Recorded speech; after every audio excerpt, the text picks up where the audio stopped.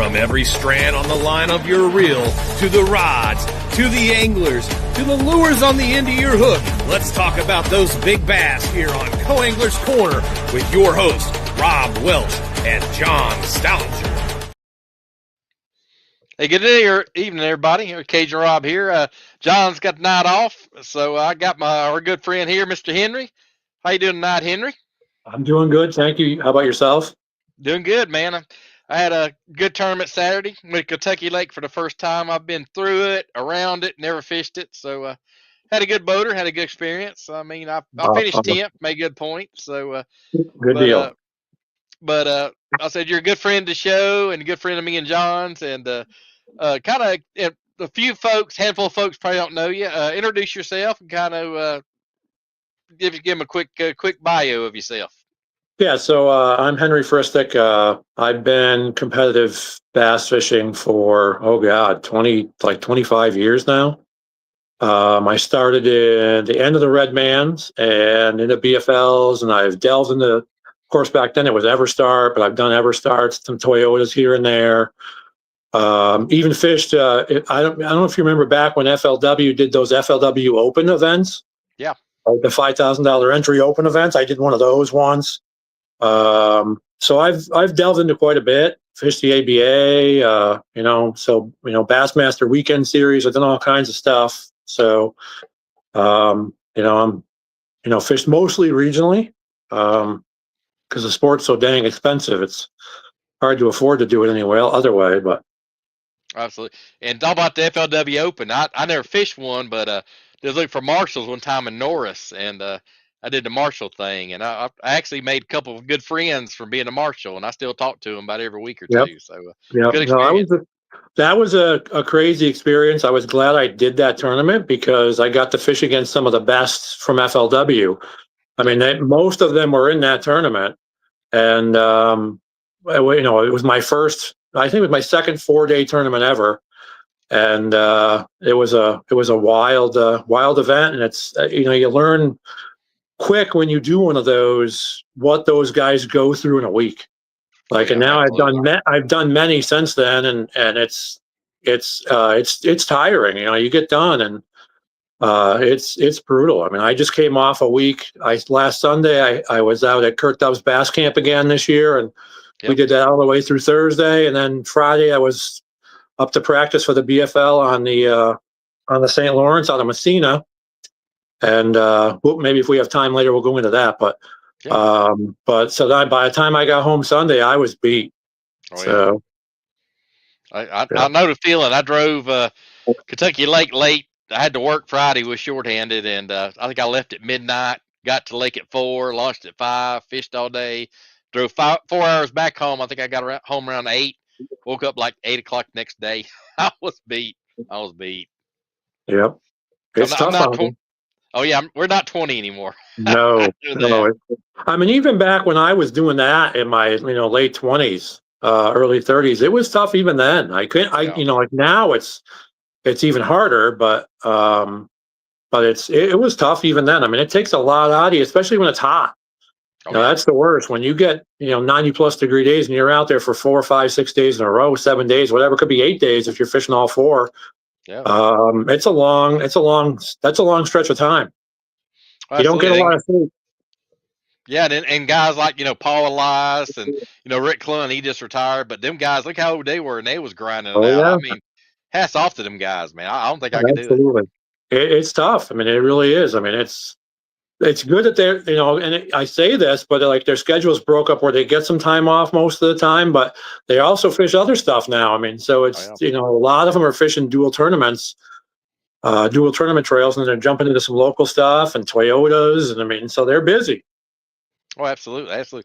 And talking about Kurt Dove's school, I know Kurt pretty well. For the folks that don't know, kind of what is Kurt Dove's bass class down there in Texas? What is all that about? Well, this one was at Oneida. So it's designed for more. I mean, it doesn't have to be, but more serious or kids that are into fishing serious, geared toward mostly bass fishing. And they're getting hands-on instruction from some of the better, either tournament anglers or local guides. in the area, or i.e. in the country. Like at our camp, we had Brian Schmidt there. So he was there, being one of the instructors along with us, and his son was in the camp also. This year we actually had Vegas Iconelli in the camp. So he was there. So that was kind of cool. And let me tell you, what a good kid he is. Like, he's got and I'm not saying that just for the benefit of, having Mike hear it. The kid's sound. I mean, he's a good kid. He's fundamentally sound fishing, and he's a good person. I mean, he reminded me a little bit in some ways of Aaron Martins. Oh, wow. Yeah. And not every way, but in some way, like very down to earth, wants to like get to know you and like it. Good kid. Oh, absolutely. And talking about that, I know Mike sometimes will be talking and says, yeah, if I need, advice or how to do electronics, I'll ask Vegas. Yeah. I think it's funny, but.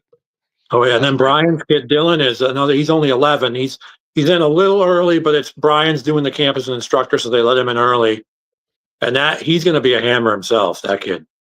Oh, yeah, absolutely. Man, it's going to be interesting to see these second generation anglers come out. Oh, yeah, absolutely. So anyway, so we instruct them all week. So the first basically full 3 days of camp, like the night before, we all get there and we have like a cookout and stuff. And we introduce ourselves. We have like a meet and greet, and there's camp expectations that they go over. And then the first 3 days of camp is, I think 6 or 6:30, we're on the water and we're out till like 2:45.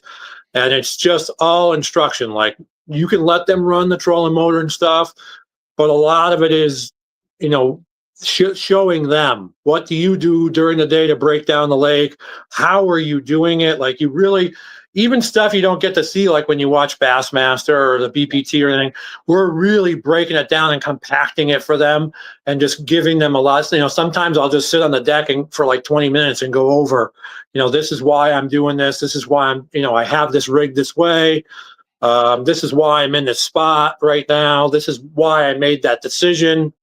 Sometimes I ask them, hey, what do you guys want to do? And then they kind of give me their reasoning. So it's really hands-on, like another level hands-on. And you fish with the kids for 3 days. And it's nice because you get to lay the pants on them while you're doing it. There's no tournament pressure or nothing.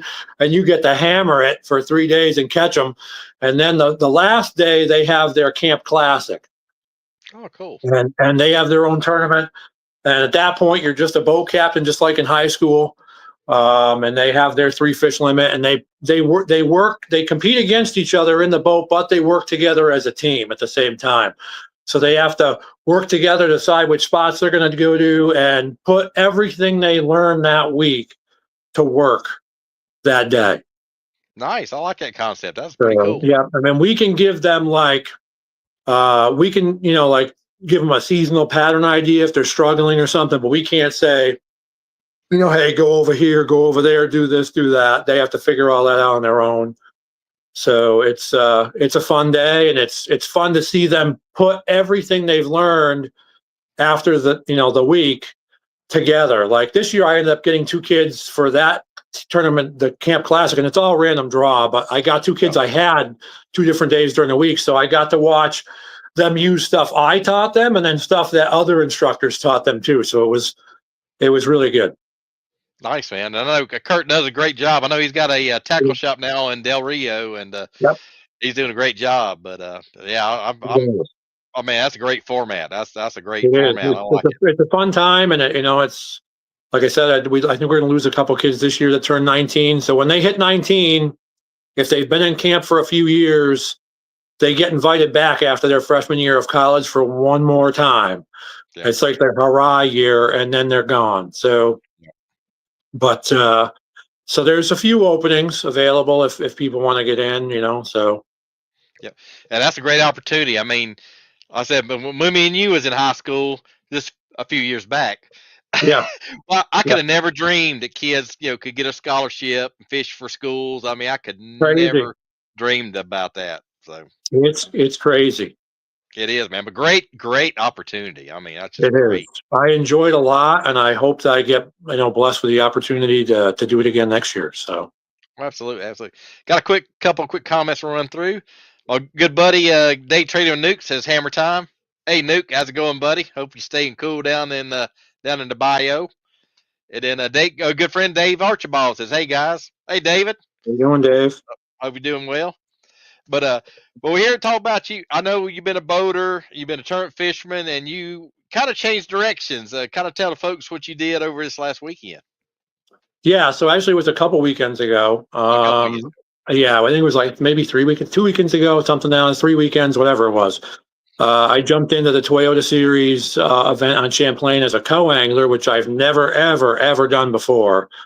The intent was to do it as a boater, but I just couldn't find a link.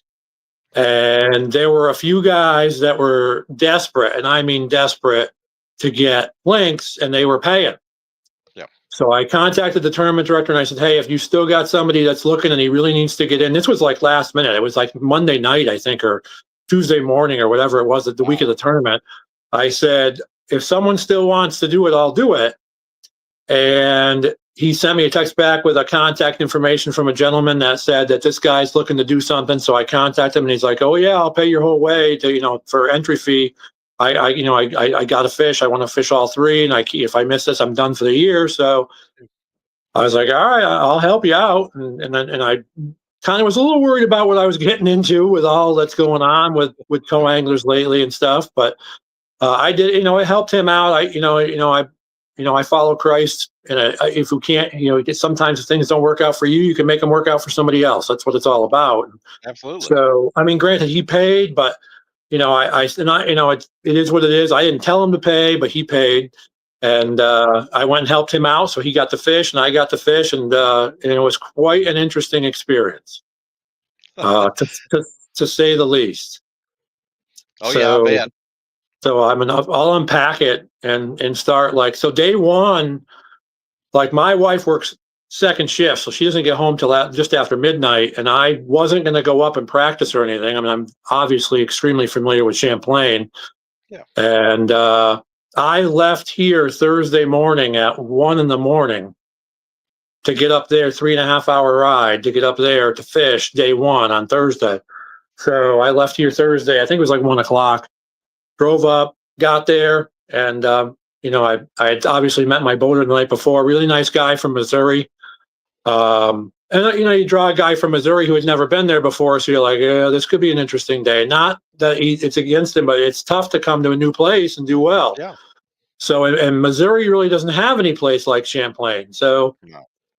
So he had luckily been there for like 11 days. So, we got a good draw. We were boat 23. We headed out, and he started out in an area of the lake that I'm pretty much familiar with the whole lake anyway, but that I was very familiar with. And at times in the year, that part of the lake can play for a potential win, or at least help you with a win. But he was kind of a little early on it. So I wasn't sure how we were going to do. Maybe we'd get lucky.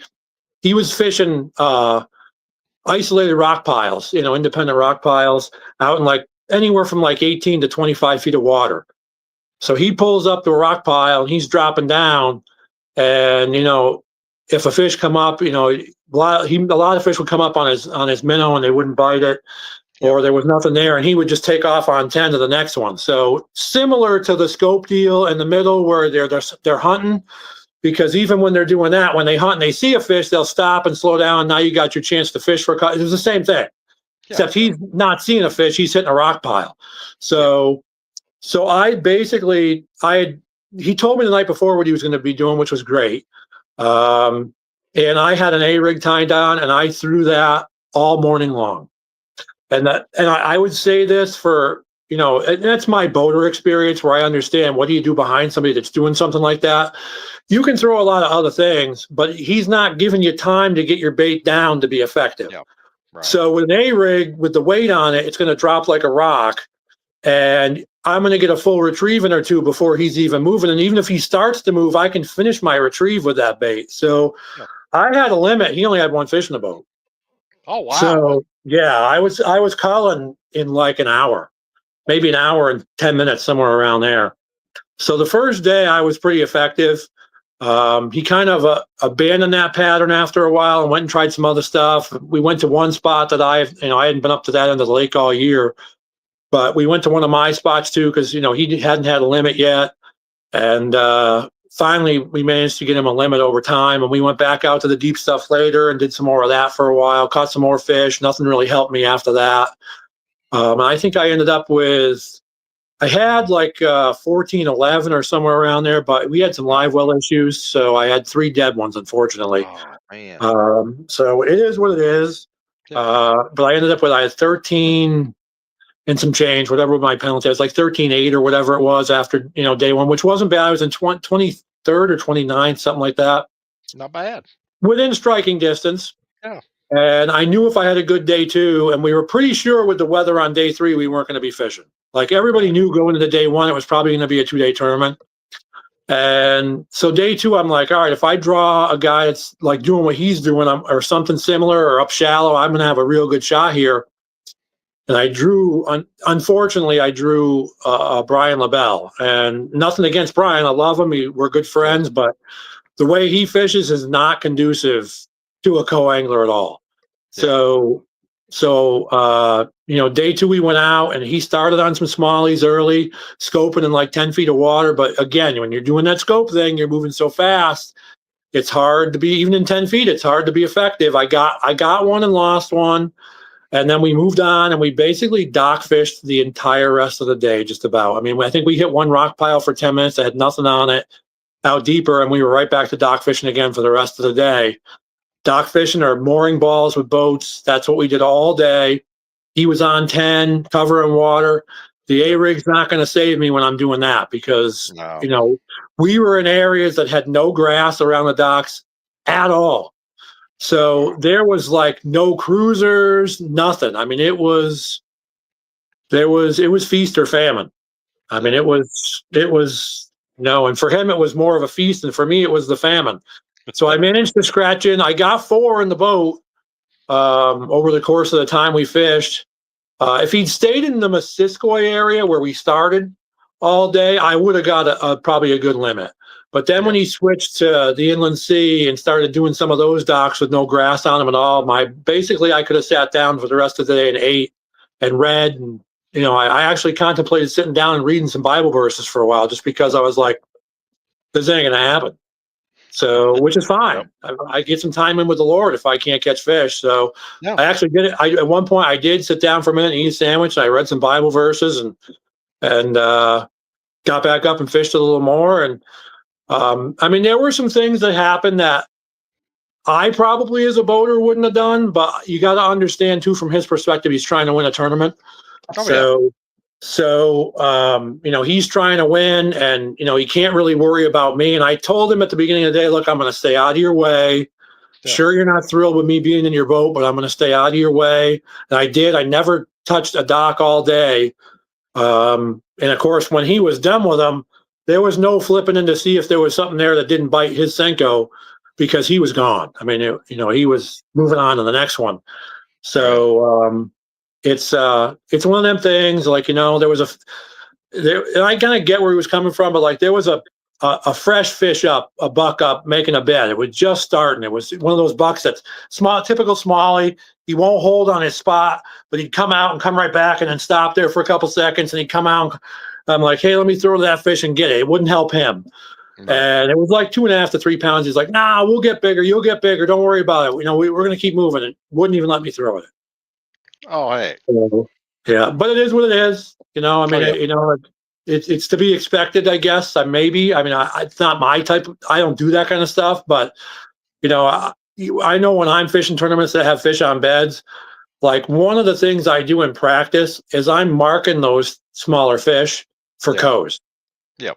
So when I'm working on a fish, especially when you're like on a place like Champlain where you can get into a spot and I might be in a 4+ pound fish and there's literally like not even a cast distance away, there could be 2 or 3 3-pounders. Yeah. And I'm like, hey, right over there is a 3-pounder, get it. I can see it. It's on the bed. Get it. And, oh, yeah, I see it. And he'll get, that's what I do.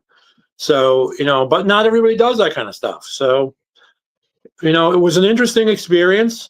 And when we get into the perspective of the co-angler today and what they're going through and why we're losing so many co-anglers, I get it now like I never got it before.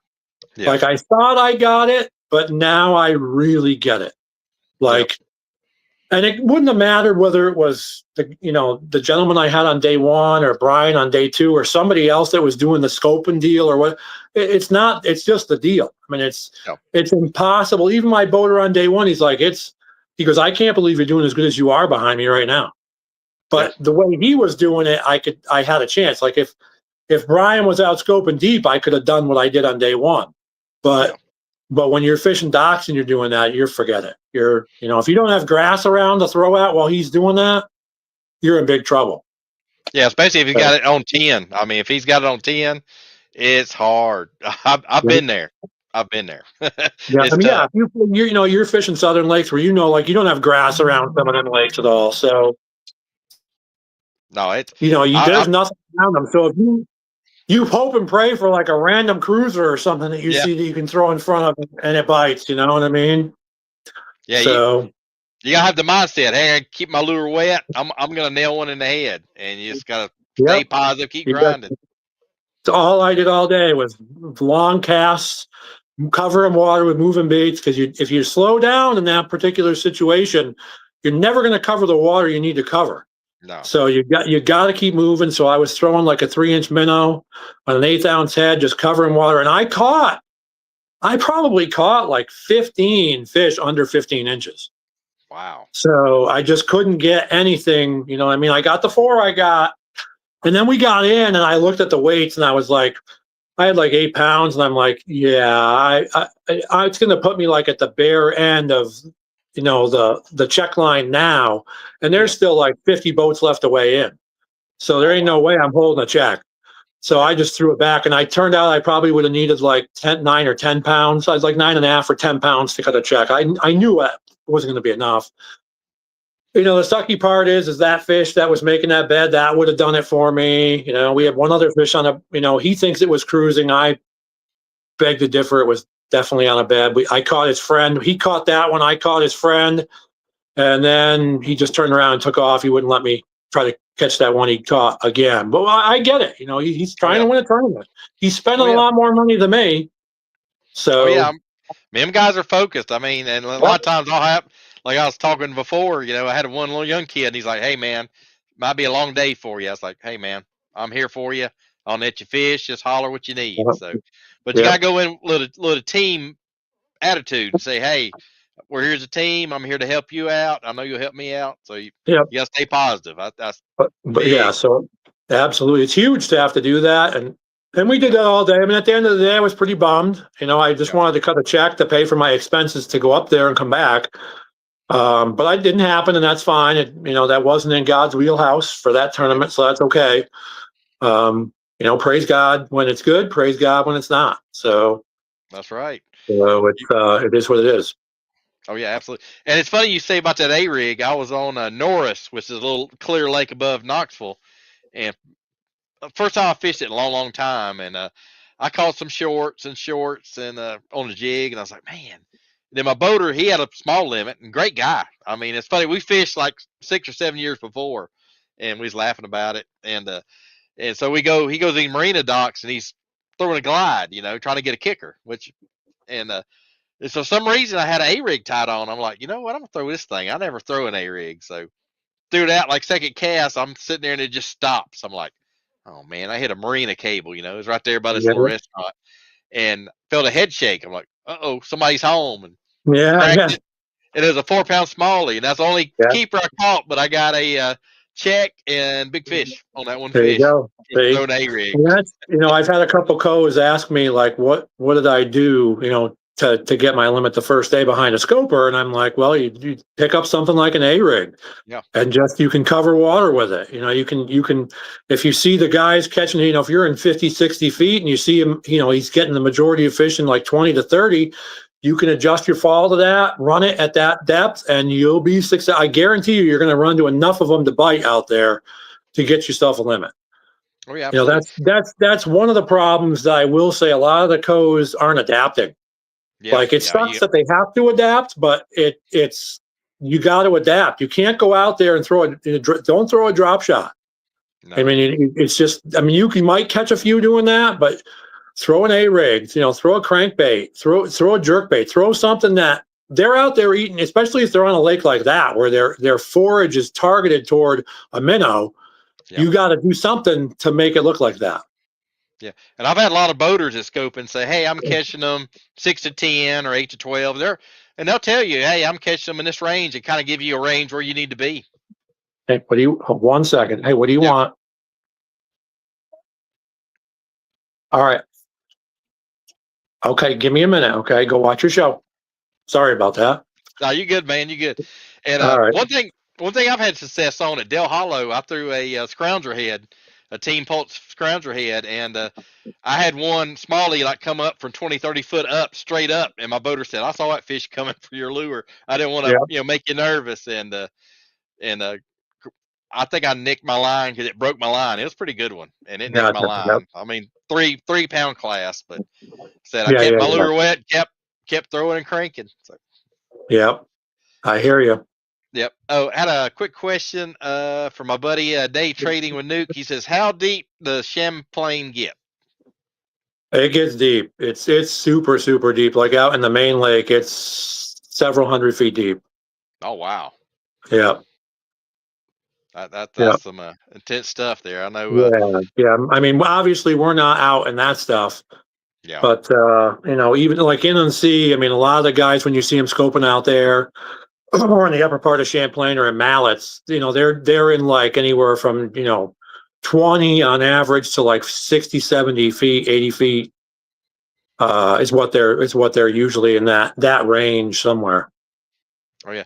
Yeah, I've been a guy scoping, he was in like 160, 180, and he was catching them like 15, 20 foot. And you can, I mean, you can get out that deep and get them, but typically, the broad lake on Champlain's so big, it's impossible to find them and like stay on them. So, I mean, you can cover water all day and never see any. So it's just almost impossible to do that. So you just don't really see people out there doing that anywhere near as much as you do in some of the more secluded areas of the lake that are more shrunk down. You know what I mean? Yep. So, and talking about the minnows, it's interesting. I work for a fishing distributor. It seems like on iCast, you'll see all this stuff coming out. Don't see many minnows coming out. I see a lot of whopper plopper imitations, 20% different. And some other stuff. So, but yeah, didn't see many scope minnows. So I don't know. We'll see. But I know there's some guys trying like glide baits, trying to do glide baits scoping. So there's some guys trying to. I had a guy this year was at a lake and he was scoping and he was using a swim jig kind of deep, like 10, 12 foot, and he was catching pretty good. I was impressed. There's definitely there's some like Tyler Williams is really good at scoping with a jig. Yeah. So I mean, there's some guys out there that do other stuff than just a minnow. So absolutely. And I've had a couple boaters this year, and I think they kind of integrate. They wasn't scoping all day, but they go to like a structure. Had one boater had an old sunken houseboat, and he'd scope it and see where the shad was, how the fish was positioning. And then we went and fished shallow, so he was kind of junk fishing, but he just kind of incorporated here and there. He wasn't staring at the screen. But both of them guys was really successful though. Gotcha. I gotcha. Yep. But and then being a co now, did you I bet it's kind of weird, you're in the passenger seat, you're not steering, you're not looking at sonar, but that was a little adjustment for you. It really was. And like, like I said, my boater was from Missouri on day one. So it wasn't like horribly rough or anything on day one, but it was rough enough so that if you ran it a little bit, if you weren't used to it, you get a little pound. And then we got a little bit of a pound. And I mean, he was in a rush to get to his first spot. We were an early draw. And it turned out we had nobody around us to start with anyway. So it's different when you're not in control because you're like, man, I could wish he'd slow down a little bit. Beating the crap out of me right now. Yeah. I've been there. But I get it because I've probably done that to a few co's over the years. So, So yeah. Now, did you think it was? Did it end up being more kind of a mental trying to stay in the game more than you thought, or about what you thought it was going to be? Honestly, I think what my experience is unique because like I didn't pay my entry fee. Yeah. So there really wasn't a lot of skin in the game. Yeah. So like, I mean, my 2 nights of hotels, I had points for that. So I didn't even pay for those. Like all I Nice. paid for was fuel up and fuel back. And so like, I think I'm definitely more focused when I'm a boater and there's more Yeah. on the line. If I had paid for it, I think, yes, absolutely. Like day 2, I was focused to start the day because I'm like, we're not going tomorrow. And if I can get like 18 to 20 pounds today, I can win this thing. I know I can. Absolutely. So I know what the tournaments there do. Usually day 2, it's always less weight for most people. And especially, you're getting most of the post-spawn stuff. I mean, there was some fish on bed still, but a lot of the stuff was post-spawn. And I'm like, I really think weights are going to drop today. And I think if I hit that 17 and a half to 20 or so pound range, I think I'm gonna be okay. Actually, Brian thought I was going to take more than 20, which I can't understand. I don't really blame him, but they dropped weights like I thought they would. And I haven't, to this day, I haven't sat down to see how much I needed, but it would have been like upper 17s, low 18s. I would have won that tournament. So really not a difficult bag to get up on Northern Champlain. So, in the back of my mind, I wished I'd have drawn somebody else that was up shallow. Yeah. Or maybe doing the deeper scoping thing, so I could have done some damage. But it is what it is. It wasn't meant to be, and that's one of the things that I tell a lot of the co's when I'm in a draw trail, and I'm pretty sure I'm leading the tournament toward the end of the day, or I'm close. Is when it's meant to be, it's meant to be. No matter what you do, you're going to end up winning that tournament. Like it's just going to happen. No matter what happens, you could lose a giant, and you'll still end up catching the right fish to win. It's just when it's meant to be, and I've won a lot of tournaments, it just happens. I mean, like it's just, I go back to some of those tournaments where I lost big fish early in the day, and I'm like, man, I don't know if I'm going to recover from that, but I'm going to stay focused and keep going. And then you end up winning, and you're like, it's just meant to be. So, and when it's not, it's not. Yeah, you have your day, but I think my best finish, I finished 5th on Dale one time and only had 3 fish. And I had a 5.6, I had a big fish, and it was bad condition. It's 40, spitting snow. But every bite, I got to the boat. And that was the difference. And the next tournament, if I had half the fish come to the boat, I was lucky. So it's just same areas, same lake, same techniques. And just, it is what it is. It is what it is, exactly. Yep, so it is. So, I did throw my fish back. I didn't weigh them in because I wasn't in it for points. I wasn't fishing the next one at the co. So I'm like, you know what? I'm not going to put my fish through this weigh-in for no reason. It just didn't make any sense. I'm like, I really didn't, and I've done that even as a boater a few times. Like you can go back to some of my tournaments and like, you'll see I got a 0 and you're like, oh, wow, he didn't catch it. That's crazy. He's a hammer. He didn't catch any fish that day. And it's usually, I've only ever truly zeroed once. In a Chautauqua ABA, like 4 or 5 years ago now, I legit zeroed in that tournament. That's the only one I've ever zeroed ever. And all the other ones you see are like, I just didn't, I wasn't in it for points or whatever, and I'm throwing them back because I'm not putting them. Conservation is the first thing we're supposed to be doing. So if I'm not going to benefit from weighing those fish in and putting them through the stress of a weigh-in, then I'm not going to do it. Oh, yeah. So, if there's no good to come from that, there's no point in doing it, in my mind anyway. So, yeah. Absolutely. But, yeah, like I said, I've fished some kayak events here the last few months, and I think the way board and way to do that, catch, release, catch, photo, and release, I think it's pretty cool format. Yeah, that's a good format. I've never done a catch release tournament, but it is a good format. It's good. It's good for the fish, obviously, but we got so much dang cheating going on. I mean, you can't trust anybody. I mean, that's my problem with it. It's like, we got enough problems with co's in the boat and cheating's going on. Never mind, when there isn't one. So it's just, we could go into a whole nother show on that whole thing, but it's sad. It's a sad state of affairs, and I wonder now, like, if I go back to, the years when I started, was that prevalent back then? I don't know. I don't believe it was. Yeah. But I don't really know at the same time. No, there's no real way to know. No. So You know what I mean? So I mean, you start to get skeptical when you see guys like, especially in the team events. That's where it gets like, when guys are dominating a trail like year in and year out, it's not impossible, but it's hard to do. I mean, it's really, really hard to stay that consistent. Yeah. I mean, we can get into some of the talk in the pro level right now. There's definitely stuff still going on up there. I mean, we're not hearing. I hear stuff from people I know, but they can't say anything. Zona just had a podcast he was talking about, and they were talking about it there, like, there's stuff not being said. There's stuff I know about that I can't say. That's I think that's a shame that they're putting money, or, I mean, I'm not saying Zona's putting money ahead of it, but he's got he contractually was obligated. He can't, there's stuff if he violates, he's going to get sued. Yeah. But it's sad that the money and the importance of making money is more important than integrity in our sport. Oh, absolutely. There are people, and I'm not going to name names, guys know who these guys are. There's nobody in the game that consists of them. Sorry to tell you. Yeah. It does not happen. Yep. It's impossible.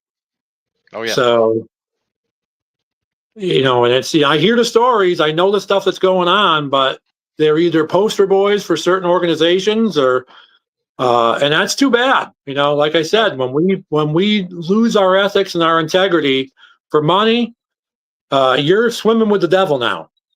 Oh yeah, there was a charity tournament in Alabama or Texas, and they caught a guy cheating in a charity tournament. I'm like, it happens all the time. I mean, wow, guys are cheating for $300, first place prizes and Thursday nighters.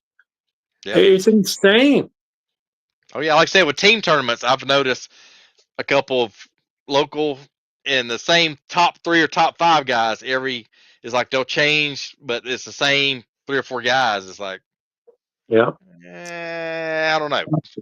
Yeah, I hear you. But it's funny. But I got a quick question from my good buddy Dave Trading with Nuke. Says, question for Henry: do you think if every boat was required to have a full GoPro capture of their boat and entire tourney recorded, would that even help? I mean, I think it would help some for sure. Yeah. But I mean, we've seen in the past guys have come up with ways to cheat where everything's happening in the water. Yeah. So, and what I mean by that is, we've you had the basically, I don't know what you want to call it, the cage gate that FLW had. Yeah, I remember that. I mean, that's, here's a guy and you don't hear about a lot about that, and they won't talk about it because technically, according to the rules of the time, he wasn't actually breaking a rule for the tournament trail. He was, however, violating state law, and that's how they got him. But he had come up with a method, and if people aren't aware of that, he'd come up with a method where he made a cage where he could flip a big jig in there, and there was a door, and he'd have to hit the door, and the door would let the jig in, and he'd set the hook, and it was on a spring mechanism, and then he could manipulate it to open up the cage so that the fish would come out, and he'd have the fish. And I mean, they finally caught him, and he won a lot of tournaments before they caught him. Yeah, he won like an All-American, didn't he, and some other stuff. He did. He the year before they caught him, that when he got on the FLW tour, that's when they caught him. Yep. And he had won the All-American that year prior to get into the FLW tour, and they, unfortunately, they found out later from co-anglers he had in the All-American, he fished the same dock all day, every day. Yep. So clearly he was cheating in that event, but there really wasn't much they could do about it because they couldn't prove it. And the guy, not oddly enough, really kind of sad, the guy that came in second was a phenomenal fisherman. Yep. And he quit fishing after all that came to light. Wow. He was probably potentially on his way to the professionals himself. He would have been had that not happened. Yeah. And he literally quit organized tournament fishing for a long time and he dabbles in a little bit of local stuff every now and then. But he said there's actually an interview with him on Luke Duncan's podcast where he talks to Luke about it, and he'll never come back. Wow. And you really can't blame him. Yeah, but it's like what could have been? I mean, you never know. That was his tournament. I mean, it was his tournament. He won that tournament, and he didn't. Came in second, and it changed. It unfortunately changed his life in a different way. Yeah. So, I mean, you win the All-American. It's especially if you go on to have a good professional career, it's a life-changing tournament. And unfortunately for him, it was in a different way. It took him away from a sport he loved. Yeah. So, and that's sad. That's the stuff that these guys that do this stuff don't even realize, the hurt they're causing other people. Oh, yeah, all for $1. I mean, yeah. And I tell people all the time, they're going to have to answer for that. They won't answer for it here. They're going to answer for it somewhere else. Yep. So you think you're going to get away with it now? This life's short. Yeah, very. So, it's like the spark in the fire. The little spark goes up and just kind of fades out. Yeah. So it's blink of an eye, man. It's like we're all going to have to stand in front of God and account for everything we've done, and they're going to have to too. Oh yeah, absolutely. So they may get away with it down here, but they will not get away with it when the main judge comes around. So anyway, to his question, I think it would help some, but then when you have stuff like that happen, it's there was another one. There was a Toyota not too long ago where the guy was taking. I don't know if you remember this one, where he was taking sticks, and he was tying the bass to the sticks with light line, like 2 or 4 pound test, and sticking them in the bank where they'd stick up just out of the water. And he'd make it look like he was flipping to a stick up, and the fish were starving, and they'd bite, and he'd set the hook and snap the line off and bring it in. And I don't remember if it was first day or second day, his finally caught on. He kept bringing fish in with line hanging out of their mouth. Wow. And he reported it to the tournament director, who called DCR or whoever it was in that state. It was somewhere down south. And they came in, and they talked to the co-angler. They interviewed the co-angler, and they had him bring them back out to where they were, where they found more on sticks still. And they took the fish and they clipped the tails in inconspicuous ways and let them go back where they were. They didn't take them out. Next day, he comes in for weigh-in, and they, right away, the guy at the bump tank's like, yeah, you need to take your fish backstage back there, and off he went, and that was the end of that. Wow. So I mean, would a GoPro, now if he's alone with a GoPro going on, he doesn't get caught. Yeah. So he doesn't get caught. Yeah. If Cagegate happens with no codes around, he probably doesn't get caught. Yeah. Absolutely. At least for a while. So, yeah, I think GoPros can help to some extent. Yeah. But, what do you do in a spawning event? If he hooks them outside the mouth, and he brings it to the back of the boat where there is no GoPro, now you're going to have a GoPro to the back too, because you got to watch back there. If you don't, he's going to go back there, take that hook out, put it back in the mouth, and come up and say, here it is in the mouth. And you're never going to know it. Absolutely, man. So, I mean, most of those tournaments, I never fished one, but I believe they only require one GoPro in the boat. So, yeah, I do. If the fish takes you to the back, how you know what I mean? It no matter, there's always a way if somebody wants to do something like that. So, yeah, it is. It is. I was like NASCAR. Look how many times guys, do this and do that. I mean, it's like every year somebody gets busted. Spoilers adjustable, or when the wind blows it goes down. I mean, it's not in the rules. Yep. Okay. I mean, I watch guys that blatantly blow bridges. Yeah. I see it all the time. I usually can't catch who they are because, it is I don't care what other people say. It is your responsibility to turn people in when they do that. Not because you have to be the bad guy, but because policing our sport is more than just for that event. Yep. Public sees us doing that stuff, and that's why we get the bad reputation we get.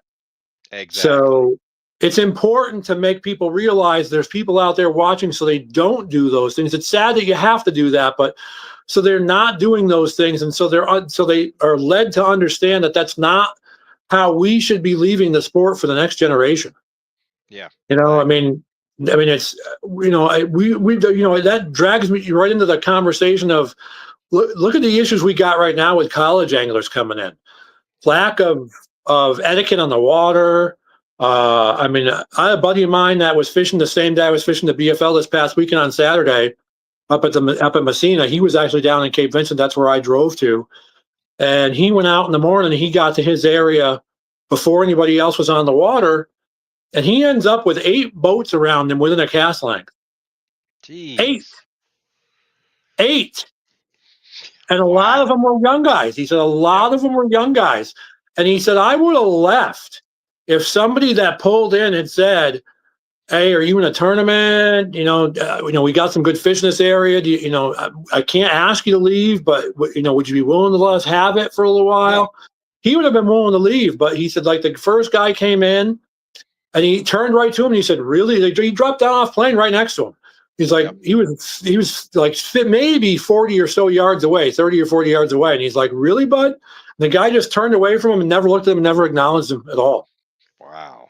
So he finally, and he was catching them. I mean, he was lighting them up. So finally, he's like, all these guys, the second boat that came in was 2 like college kids, college anglers. They were fishing the cashing tournament. He thinks, he doesn't know for sure. They were like a boat length away from him behind his cowling. Wow. So he just started jacking fish around all these. Only one other boat was catching fish anywhere near him, and that guy stayed farther away. Yeah. And he was catching fish, and all these other boats are surrounding him. He just started jacking them. He's like, you know what? They don't want to talk to me. They don't want to talk about it. I'm just going to fish. And he pounded the lights out of them while they were all around watching. At one point, he started taking fish, and he catches a 5.2, and he looks at it, and he goes, no, that's not going to help. And he throws it back so they can all hear, right? So now they think he's in a tournament, right? Yep. With the one kid in the back of the right behind him, he's like, dude, that guy just threw back a 5-pounder, right? So like 2 minutes later, he catches a 5.7, right? Wow. He goes in the back of the boat, he weighs it, he looks in the live well, he goes, nah, I ain't going to do it. And he throws it back. The kid's like, he just threw back another one. So he started playing with their minds. And I'm glad he did that because, it's, you got to have etiquette and ethics. What's wrong with people? I've had it happen to me multiple times. People who know me, I've watched it happen. Co-anglers have been in the boat, and they're cranking down the middle of the lake, and the next thing you know, rah, like they can see who I am, and rah, you can see they cut in and drop off pad. And then when you confront them on it, they're like, no, I was fishing out there in practice. Like it takes them an hour to creep into you.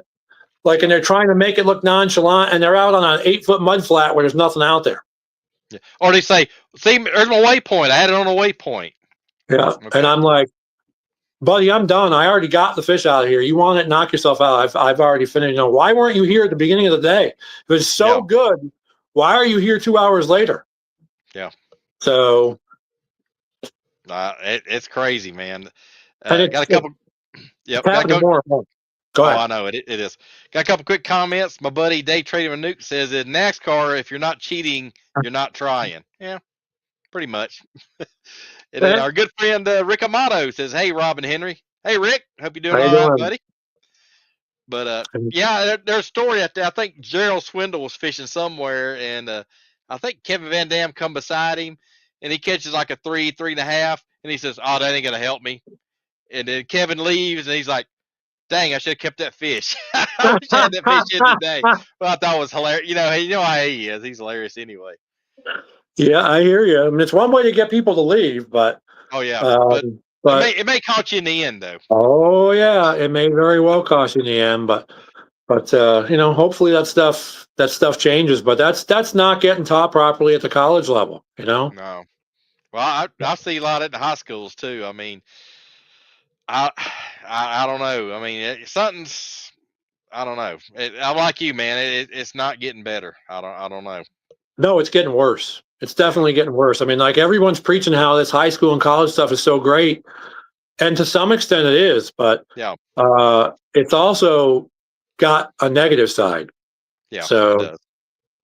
I mean, we've got boat accidents with kids involved. I mean, both boat accidents this year have been with kids involved. Oh yeah. So they're, you're sticking 16, 17-year-old kids behind the wheel of a missile.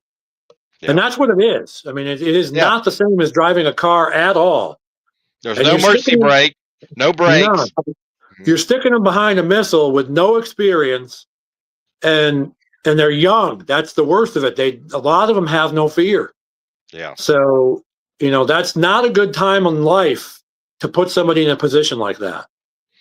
Yeah, I've been a I've seen several tournaments where some young guy's got his dad's Phoenix with a 250, and his 3 or 4 foot rollers, and he's wide open, and the co on the other side's getting beat to death. I'm like, oh my, that Yep. poor guy. I Yep. mean, and then you get some guys. Well, they got to learn sometime. No, they got to learn with experienced guys in the boat. Yeah. That show them what to do, and they're fishing so much, they're not spending any time with anybody that knows what to do. Yeah. I mean, at the college level, they're on their own. I mean, Yeah. there's nobody in the boat with them teaching them stuff. No. Especially that kind of stuff. Oh yeah. Yeah, I remember. Gosh, it's been 25 years ago. There was a bass. Remember the Bass Wrangler Nationals? Yep. I was one of the marshals down there, and they brought a guy from Japan. Never been in a boat like that. Always had tiller handles. I'm like, oh boy. I was like, yikes, Yeah. It's not a joke. I mean, it's, you could, as we saw earlier this year, and we've seen the last few years, lives can end quickly. Oh yeah. And accidents happen as it is. Oh yeah. And then when we're sticking these kids in situations where they're making bad choices and people are dying because of it. So yeah, I mean, I've never seen so many boats hitting logs. I mean, because of high water. I mean, there's a bunch of you know how logs get when they get soaked and they're just barely. Yep. Yep. So It's we got to crazy. arrest them. Yeah, it's scary. It's scary. It's a scary. I think to some extent, it's a scary time to be on the water. It is, and I mean, just boat traffic's getting more and more, and you see guys in wake boats, and they're just doing they're not paying attention to anything in the lake, just doing circles. Oh yeah, we got enough. You just hit the nail on the head. We got enough problems with wreck boaters that don't really know what they're doing. Yeah, not paying attention. And then you got to add glitter missiles out there, with kids that just don't have the experience to drive them. Yeah, it is. So they just don't have awareness, or I don't know. Yeah, I mean, I don't know what the solution is, but yep. And got a couple more comments. Day Trading Nuke says, "Howdy, Rick. We were just talking about old guys hurting young ones' feelings. Yeah, sometimes old guys put it on. It does happen. Yeah, but listen, it's not to hurt feelings; it's to wake up. Oh yeah, and realize that you got to respect the water and the people that are in it. Oh yeah. So absolutely. I mean, I go back to when I started. There weren't accidents. I'm sorry to tell you. This stuff didn't happen. We had more boats in tournaments then than we do now. Yep. And we didn't have these kinds of things happening. Yep. So it's not about bashing young kids at all. It's about, you get, when you have conversations like this, you got to be able to be open and honest. Oh, absolutely. And the fact of the matter is, I think the last 3 accidents we've seen have all been under like 22-year-olds driving. Yeah. So, we didn't have these accidents before. No. So something's obviously up, and it keeps involving young guys. Yeah. So, you put 2 and 2 together. It's not meant to hurt people's feelings or bash people. It's meant to bring up awareness. I think we need to do something about it.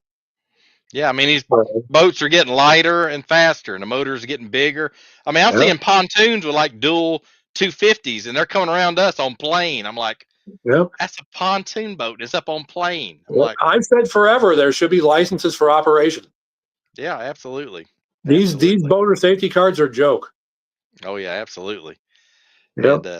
And Rick has a good point. Says, sorry guys, the last 5+ years in bass fishing has gone to hell. Way too much BS going on. Yeah, I think it's a few factors.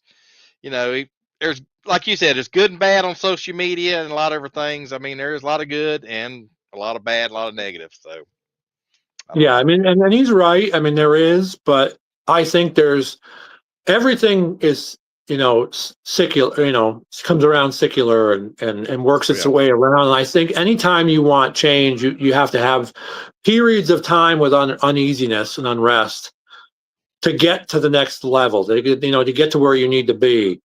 And I think we can come out of this, but we got to stop fighting amongst each other. Number one. Number two, people need to start respecting people's opinions on things. Not everybody's going to agree, and that's okay. The open dialogue is important. I don't think anyone has a true answer right now for a lot of the things that are going on in our sport. You got people saying that people are disappearing because of live scope. People are disappearing because of cost, and I think they all have legitimate arguments. Live scope's bringing more kids into the sport. I think that's true too. Yeah. So I think there's valid points on all sides, but we have to find a common ground at the end of the day. And there's room for everybody. I mean, there's we just gotta, like I said, find a common ground and say, hey, we all love fishing, we all love catching. Let's find the common something, stand up on. Absolutely. Kyle Patrick was just on a recent podcast saying, he's okay with whether they ban it or whether they do like 4 on, 4 off, but just make a decision already. Stop playing these games. Stop not leading the sport, and make a decision. Yeah. I tend to agree. Kyle Welcher, who's won multiple, he's won so much with scope. He thinks it needs to be gone, and I kind of agree with him at that level. At least I don't. And I'm not an anti-live scope guy. You are going to lose a lot that this sport was always all about. Yeah. If you allow it to continue. Now, maybe if the fish keep getting pressured more, things come around for a circle. I don't know, but I think, you can't lose what this sport was built on just for the sake of saying, well, we're bringing more kids in. Well, here's part of the problem with that. We're dropping mainly like 40-plus-year-old guys, like 35, 40-plus-year-old guys. A lot of them are abandoning the sport. Yeah. A lot of them for live scope, but some of them for other reasons also, or a multitude of reasons, but a lot of them for live scope. What people don't realize, like from the marketing side of things, from the business side of this equation, they by far have more discretionary income spending than these kids coming out of school. I mean, it's not even close. No, it's not. It's not even close. It's going to, like I saw somebody the other day that said on that same Kyle Patrick livecast, I think he was on with Luke Duncan or somebody. I know he was on Bass Talk Live and with Pangrat. And somebody said, well, Bass needs to, just forget those fans that have left and focus on developing new fans. It's going to take too long. Yeah. You don't have enough young fans coming into the sport that have the money to get into it coming out of college. There's just not enough rich kids around to make that happen. No. Sorry, there's not. You're 10, Todd Castledine keeps telling people the same thing. You're 10 to 15 years away from replacing that. Yep. Minimum. The sport can't survive that long. We don't have enough people. Don't believe the numbers you hear about how many people are watching these things. It's a lie. It's a flat out lie to maintain certain and non-endemic sponsors mainly. Yep. It's a lie. It's a flat out lie. Those numbers are not true. Yeah, because you see them come into sport and then go back out. They understand, hey, these numbers ain't right. So you see sponsors in, sponsors out. So the revolving that's door. Another whole disservice to the sport. That's poor top-level management at these organizations. They need to put people in charge. Like, I'm not saying me particular, but somebody like me that's got the business experience, that's got the knowledge, but has the fishing experience too, and the understanding that lying to people to get money is not the way we do things. Yeah, you will never win doing that. No, that's very, very short-sighted, I guess. Make some damn decisions. Put your big boy pants on. And if any of them watch this, I hope they do. I don't care if they ban me if they want to. Let them. Put your big boy pants on and start making decisions that are right for the sport instead of right for a pocketbook. Yeah, right. Exactly. Short-term goals. Your long-term gain will far exceed your short-term gains you have now with the way you're doing things. Oh yeah. I mean, just think about it. When COVID, look how big fishing got. I mean, it was everybody was fishing. That's all they could do, and it was like sky high. Now it's starting to. They didn't Poor decision. capitalize it. Yeah, they didn't capitalize on it. The I only mean, one that's doing overall good decisions right now, from my perspective, and they've got things to learn because they're young and they're new and they're going to learn them, is the MPFL. Yeah.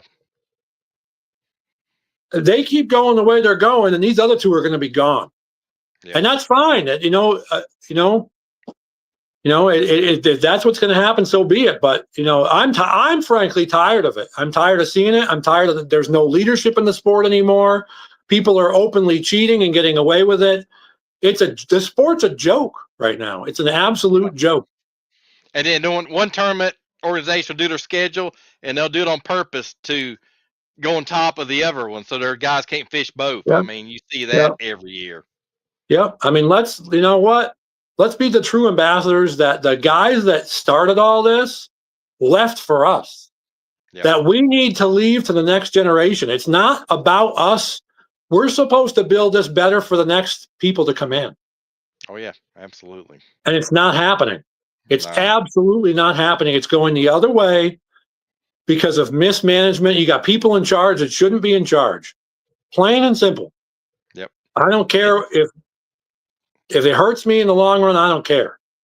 Yep. So and you got so much division right now. I mean, everything.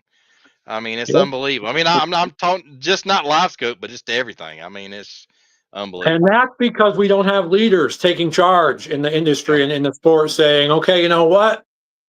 We love the live scope. We're going to let it stay and then just be done with it. We're not going to play around with it anymore. That's what we're doing. Or guess what? We think it's bad for the sport. It's hurting tackle sales. It's hurting co-anglers, which is a huge market. People don't realize the market for co-anglers. Oh, yeah. I mean, people just don't. They think it's not a big deal. It's a big deal. Oh, yeah. And as they make that decision, and we're going to get rid of live scope because it's hurting the industry that way, just make a decision already and then done with it. Yeah. They're like the politicians putting their finger in the air. Which way the wind's blowing? Oh, we'll go this way. No, it's going this way. But unlike politicians, they're not keeping anybody happy. Yeah, that's true. That's very true. Right now, they got nobody behind them. No. So, proof's in the pudding. Oh, it is. It is, man. Numbers proving it. Yep. But yeah, you're right. MPFL is the hottest thing going right now by far. You're absolutely right. 100%. I mean, they're developing a product over there that in time, if other people don't get with it, they're going to be left behind. Attrition is going to happen.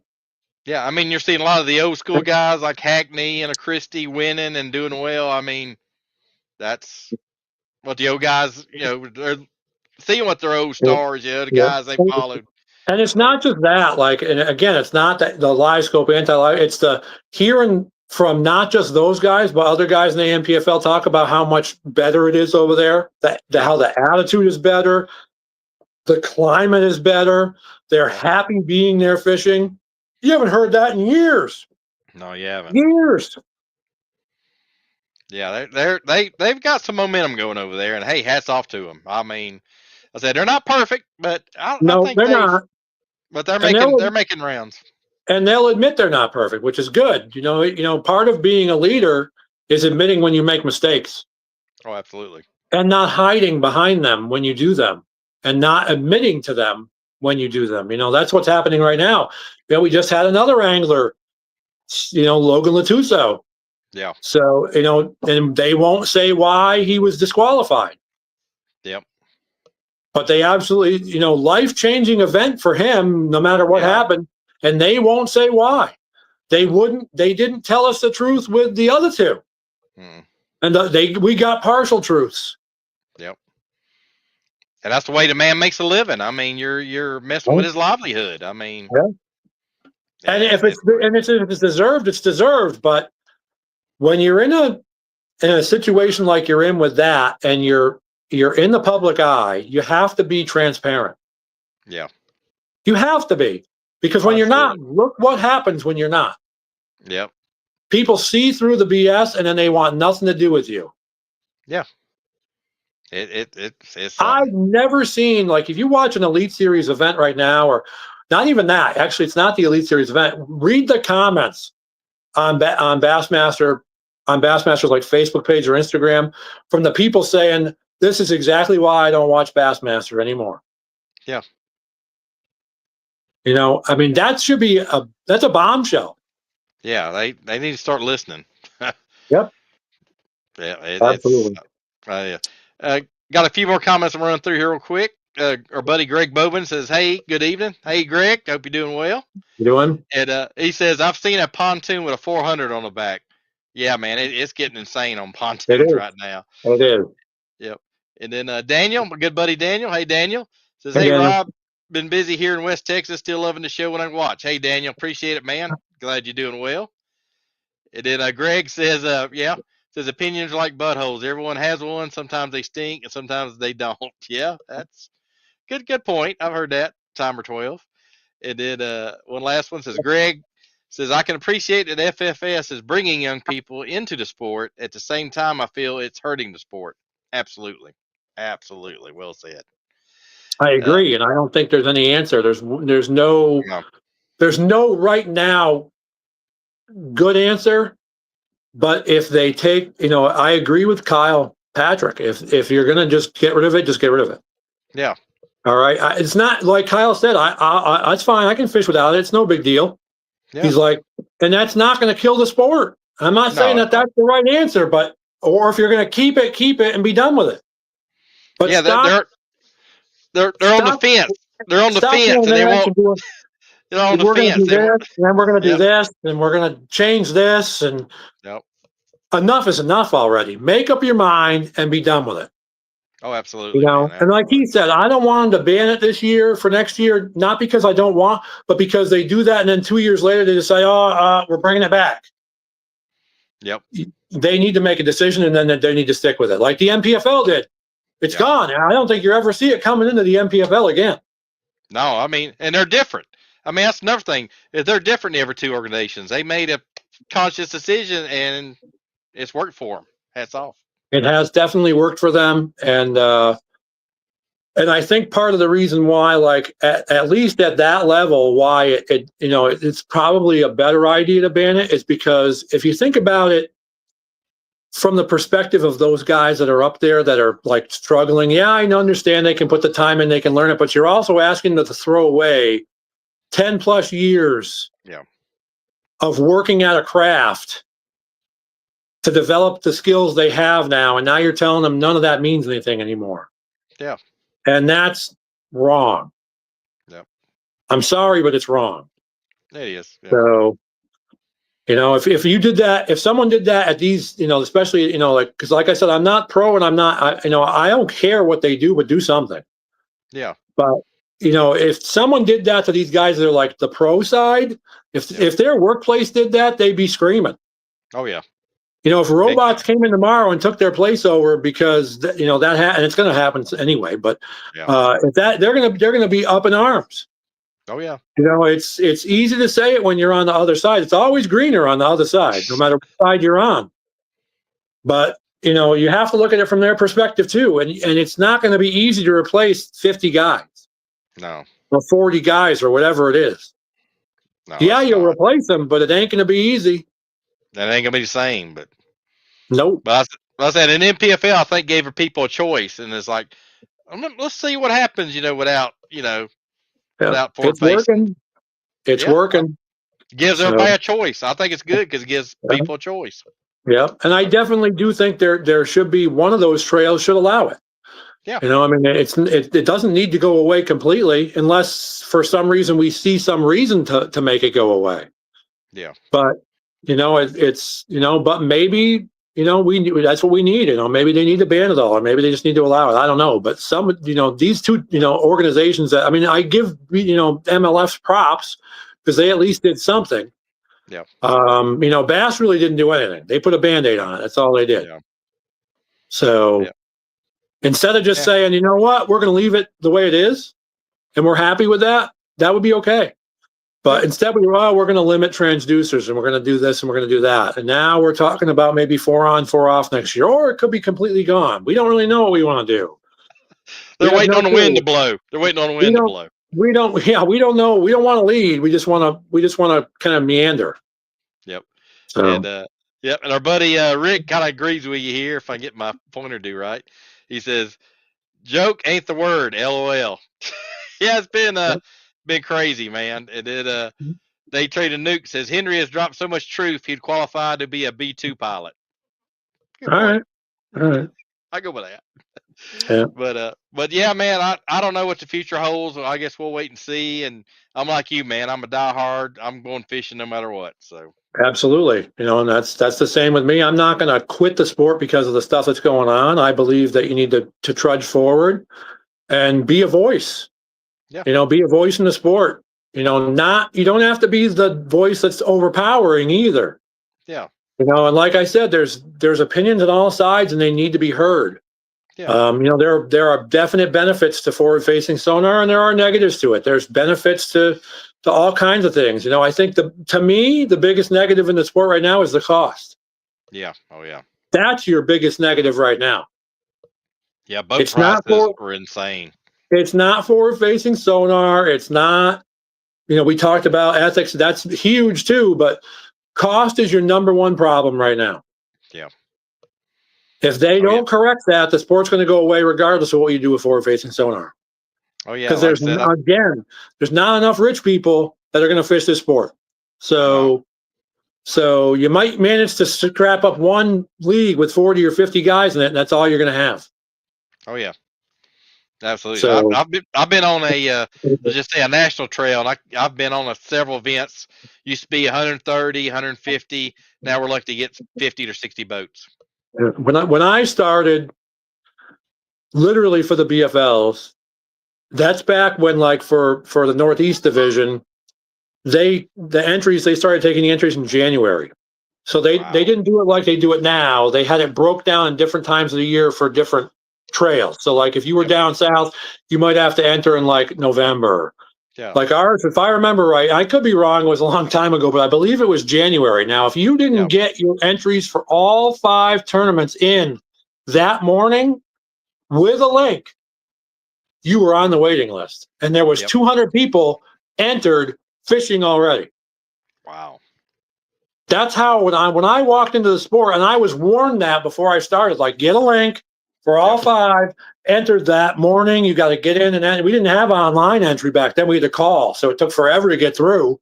Yep. Or you could send it in snail mail, but then you definitely weren't going to get in. Yeah. So, and like I remember, by the time I got through my first year, I was on the waiting list for all 5. I just barely, and I managed to get into all of them, but barely. I mean, barely. And my first BFL ever, 239 boats on the Potomac. Wow. All 5 tournaments were 200 boats. Wow. And that's what it was like in the boom. When you talk about the boom, when bass fishing, people are talking about how the numbers, COVID ain't got nothing on the early mid-2000s boom. Yeah. Late 90s, that was another level of bass fishing we've never seen again. Where, I mean, you were on the waiting list for everything. If you didn't get in right away, you had to have your 5 in, you weren't getting in most of the time. That's what it was like. And you were competing against 200 boats. Oh, yeah. I remember Toyota in Guntersville one time. We had 325 boats. Yep. It was crazy. Yep. Even our, end of the year ever starts on Champlain would have 200 plus boats. Wow. Yeah. Last tournament of the year. And 200 plus boats. I mean, that's what it was like. Guys don't understand. I tell them, and I don't think it clicks. No. Like, even COVID, we didn't see numbers like that. No. These guys don't understand where this sport was during the FLW Walmart era. That was the time to be in the sport. Oh, absolutely. $500,000 paydays, $300,000 paydays. I it was insane. You didn't even have to, on the FLW side, you got into the tour level, they got you sponsorships. Oh, yeah. You walked into a boat that was wrapped with, and they helped you get sponsors. You could have your own sponsors too coming in, but they helped you get a title sponsor. You got a title sponsor just getting in. Oh yeah. Team Chevy. It was Team Kellogg's. It was all. It was crazy. The non-endemics that were in the sport back then. Oh, and they dropped the ball with all of that too. Yeah, they did. And that's a good point. And you notice too, the payouts is going that way. The entry fees are kind of going up. It's like inverse. Okay, I'll be in a second. Okay. But that's inverse, man. Payouts are going down, entry fees are going up. It's like you said, it don't add up. It don't, and that's the other problem. That's another huge issue. The payouts literally now are the same or a little worse than when I started. Yeah. What does that tell you? Yeah. Like you got guys like, I saw Kyle Hall put up a post today about this issue too, and he was talking about how that same thing with the payout issues and stuff. He wasn't even around to see. Like I remember. Yeah. We have almost the same entry fees we had when I started. The BFL was $200. Yep. It's what, 236 now. Yeah. Or 226, whatever it is. Yeah. Where's the inflation there? I don't know. I don't like inflation. Nobody does. But how can you possibly still be that low? It should be at like $400 or $500. Yeah. I hate to say that because guys will be like, oh, I ain't going to fish it for $4 or $5. That's the reality. You want bigger payouts, you better start putting bigger entry fees in because it ain't going to come any other way. You got to put some skin in the game. The game. Yep. That should be double, if not higher, than it is now. Oh, yeah. But I remember, I'm sure, not too long ago, they tried to raise it and people screamed. Yeah. You can't have it both ways. No. They have your cake and eat it too. Nope. Those organizations do have bills to pay. They have to make money. Oh, yeah. And they're struggling bad now with the low turnouts. Oh, yeah. They are. They got to do something quick. You want to do something, you got to have higher entry fees for bigger payouts. Yep. Got to. There's no other way around it. Absolutely. Absolutely. I think one of the things they could probably, but maybe I know we're getting really long on time here, but I'm going to say one more thing. One thing that may help them fix it at the BFL level is perhaps, I don't know, I'm not sure if I'm right on this or I'm not, but maybe we need to have a week off limits before the tournament. Yeah. Or maybe we need to have a trail where there is no practice. You show up and fish. Exactly. Not everybody can get time off anymore like they used to be able to, or can afford to take it. Yeah. Guys that work unions can't take time off. They don't get vacation. Nope. So maybe that's something that needs to be looked at. I don't know if that's the right answer or not, but let's start coming up with solutions instead of just sitting here saying we got a bunch of problems. Yeah, and not doing anything. Totally agree. Yep. And we got one last comment going out. Our old buddy Rick says the Red Man days are way gone. Good times back then. Absolutely, man. Red Man had it going on, man. Absolutely. There are not many of us Red Man guys still around, but a few of us there. But we remember. Absolutely. But Henry, hey man, great conversation with you, man. You brought up some great points, and man, always, man, we love having you on, and we'll have you on again, I'm sure. Absolutely, anytime. Yep. And have you got any shouts out, any sponsors you want to shout out real quick? Oh yeah, as always, Sayers Marine, is right there for me all the time. Honestly, guys, if you're looking for a boat, like you don't shop for brand anymore as much as you shop for where you buy it. Yep. Like back when I first started, it was all about the brand. Now it's all about the dealership. And Sayers is there. Especially if you're fishing tournaments, if they can get it in same day service turnarounds, they will. You're just not going to find the kind of service and the kind of response you get. I've been to a lot of different ones. And I've been with Sayers now, I think total of 7.5 years, 8 years now. And it's incredible. We just brought Phoenix in now. So now we got Phoenix. So, definitely shout to Sayers, Lou, Strike King, Kitech. Smallmouth Freaks, Bass Girl, all with me all the time. Great sponsors, great products. Check them out. You guys, obviously everybody knows Lewis and Strike King, so check them out. They got some new stuff out. Tumbleweed just hit the market not too long ago. Yep. Definitely a lot better priced option for the dice style bait than some of the other baits. So take a look at that. Most of the places are already sold out. So take a look. I think we still got a few online. So take a look at that. We got some stuff coming out. There's some stuff coming out with Strike King that's going to be hot. There's some. I've seen some of it, and that new Lewis Speed Spool RX is hot right now. That is legit. That braking system is absolutely legit. Oh, yeah. The Paramag braking system is phenomenal. Absolutely. Yeah, I got a whole one of the gold reels, the pros, last year before it come out, and totally impressed with it. Yeah, they are pretty impressive. So there's a phenomenal glide bait coming out from Strike King too. I don't think they've released it yet at ICAST, but it's coming out. It should be coming out this week, I think, or maybe. I don't know if they're going to present it at ICAST, but it's going to be out in the fall for sure. Oh yeah. So that's going to be like $50 price point. It's a good bait. Oh yeah. I know that the guy they're teaming up with from the East Coast. He's really, really good. Yep. Absolutely. So, but hey, Henry, we enjoyed it, and man, best of luck on the rest of this season. And I'm sure we'll be talking. And man, I really appreciate you coming on. You had some great points as always, my friend. Thanks, bud. No problem. Anytime. All right, man. Hey, take care, and thank you for everybody tuning in and commenting. And Henry, talk at you soon, brother. Have a good night. All right, bud. Take care. Good night. All right. Thanks, guys. Have a good night.